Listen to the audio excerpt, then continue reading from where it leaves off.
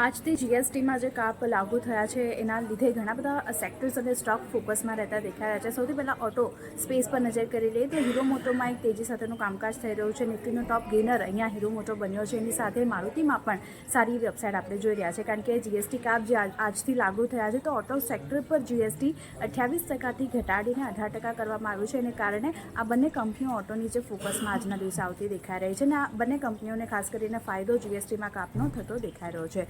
બીજું જે સેક્ટર ફોકસમાં આવી રહ્યું છે તે સિમેન્ટ સ્પેસ છે, કારણ કે અહીંયા પણ આપણે જોઈ રહ્યા છીએ સિમેન્ટ અને રિયલ્ટી સ્પેસમાં પણ એક સારી અપસાઇડ બનતી દેખાઈ રહી છે, જ્યાં સિમેન્ટ જે છે હવે 18% સ્લેબમાં આવતું દેખાયું છે જીએસટીના.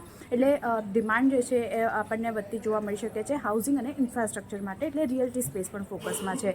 આમાં અલ્ટ્રાટેક સિમેન્ટ જેવો કાઉન્ટર છે જે નિફ્ટીના ગેનરમાં આપણને આજના દિવસે આવતો દેખાઈ રહ્યો છે. એની સાથે એફએમસીજી અને કન્ઝ્યુમર સ્ટેપલ્સ કંપનીઓ પણ ખાસ કરીને ફોકસમાં રહેતી દેખાઈ રહી છે. સાબુ છે, શેમ્પૂ છે, બિસ્કિટ, ટૂથપેસ્ટમાં હવે ખાસ કરીને 5% જીએસટી જે છે તેના સ્લેબમાં આવતા દેખાયા છે. એને કારણે જો એચયુએલમાં એફએમસીજીમાંથી એક પોઝિટિવ સેટઅપ આપણે જોઈ રહ્યા છે. એની સાથે વાત કરી લઈએ તો ખાસ કરીને ટેક્સટાઇલ અને ગાર્મેન્ટમાં પણ એક સારી ખરીદારી આપણને આવતી દેખાઈ રહી છે, કારણ કે અહીંયા પણ 5%ના સ્લેબ પર તેઓ આવતા દેખાઈ રહ્યા છે. તો એનામાં ટ્રેન્ટ જુઓ, રેબન જુઓ, એ બધા કાઉન્ટર ખાસ કરીને આજે અહીંયા ફોકસમાં આવતા દેખાયા છે. તો આ જીએસટી જે નવા દર આજથી લાગુ થયા છે, ઘણા બધા સેક્ટર અને કાઉન્ટર જે છે તે આજે અહીંયાથી ફોકસમાં આવતા દેખાઈ રહ્યા છે.